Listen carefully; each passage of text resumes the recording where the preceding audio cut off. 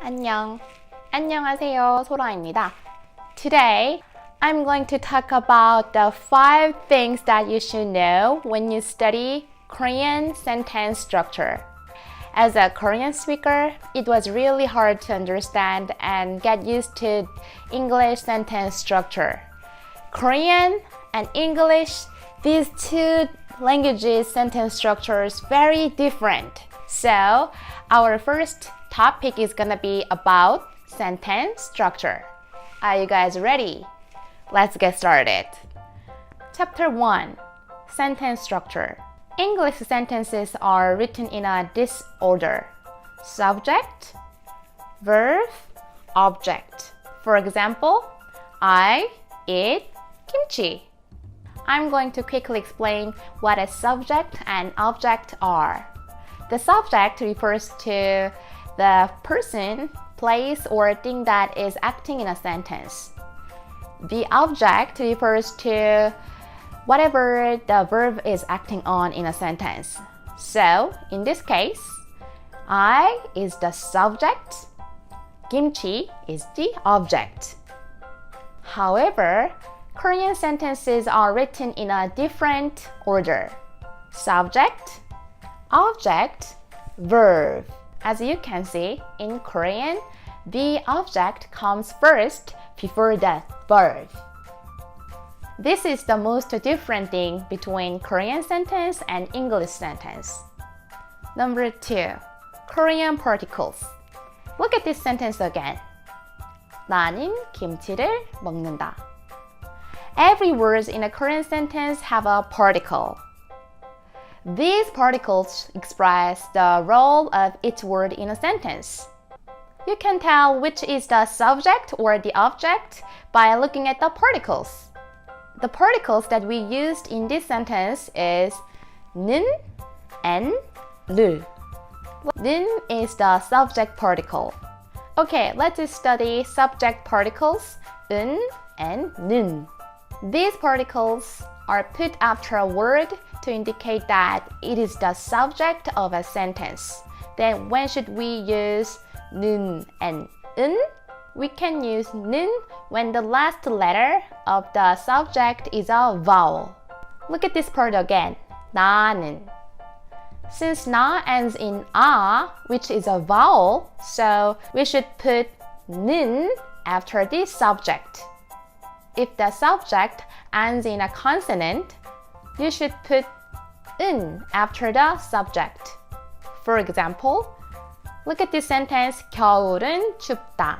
Since the 겨울 ends in a consonant, which is 리을, you should put 은 after the subject. Let's move on to the object articles, 을 and 를. This is put after a word to indicate that it is the object of a sentence. Then when should we use 을 and 를? It is the same as 은는, which is applied using 을 and 를. We use 를 when the last letter of the object is a vowel. Look at this sentence. 나는 김치를 먹어요. The object 김치 ends in E, which is a vowel. So we have to put 를 after the object. But if the object ends in a consonant, like 겨울, you can put 을 after the object.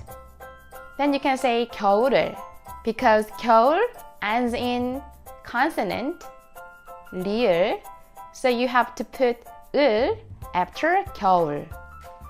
Then you can make a sentence like 겨울을 좋아해요, which means I like winter. Now, you can make a sentences using Korean sentence structures and Korean particles. But there is one more thing left you should know when you study Korean particle, which is 에. Number 3, Korean particle 에. In English, place and time are usually put at the end of the sentence. For example, I live in Seoul. I went to sleep at 9 o'clock. But when I translate these sentences into Korean, I can say 나는 서울에 살아요. 나는 9시에 잤어요. Can you see it? In Korean, time and the place comes before the verb. And also, you can notice the particle 에 right after the place and time. If you're doing something at a certain time, you should put 에 to the word indicating time and place. Number 4, Korean conjugation. When you study Korean verbs, you may memorize the dictionary form like 먹다, which means to eat, 자다, which means to sleep. But we don't say them like that in conversation. So when you're speaking, you have to conjugate the verb. There are many ways of conjugation in Korean, but today I'm gonna teach you guys the most commonly used form of conjugation. All you need to do is just add 어요, 아요 to the stem of the verb. You can get the stem of the verb by taking off 다, which is the last letter of the verb. For example, 먹다, this is original form, dictionary form. And you have to take off 다 and then put 어요.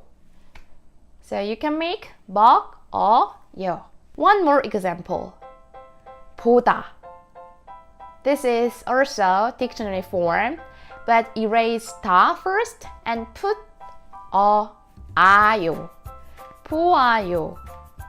In this case, you can say 봐요. 봐요 is a contraction of 보아요. Using 먹어요, 보아요, we can make a sentence like this. 나는 김치를 먹어요. Which means I eat kimchi. 나는 TV를 봐요. Which means I watch TV. If you want to make it more casual, like when you're talking to your friends, you can just erase 요 and particles. Then you can say 나 김치 먹어. 나 TV 봐. Number 5, Korean adjectives. Finally, the last topic is how to use adjectives in Korean. In English, we can put an adjective right before the noun we are describing. For example, I ate some spicy kimchi. You can see the adjective spicy right before noun, which is kimchi. Fortunately, you can apply same rule in Korean too. For example, 나는 매운 김치를 먹었어요. 매운 is the adjective. Kimchi is noun. So same rule. Adjective, noun. Spicy kimchi, 매운 김치. They have same adjective, noun order. Easy. Adjective 매운 is a conjugation of 맵다. 맵다 is original form. When you want to make an adjective that can describe the noun, you have to eliminate 다 and add 니은 or 은는 to the stem of adjective. As I told you, all you need to do to get a stem of verb or adjective, just to delete 다.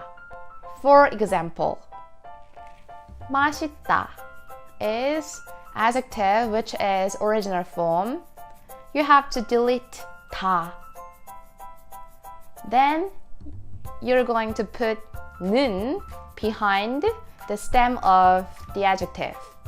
Then you can make 맛있는. In this way, we can make a sentence using Korean adjectives, such as 나는 맛있는 김치를 먹어요. Alright, this is for today. New video is posted every week, so click subscribe and check it out. 힘내서 한국어 공부합시다. 화이팅! 그럼 다음에 또 봐요. 안녕.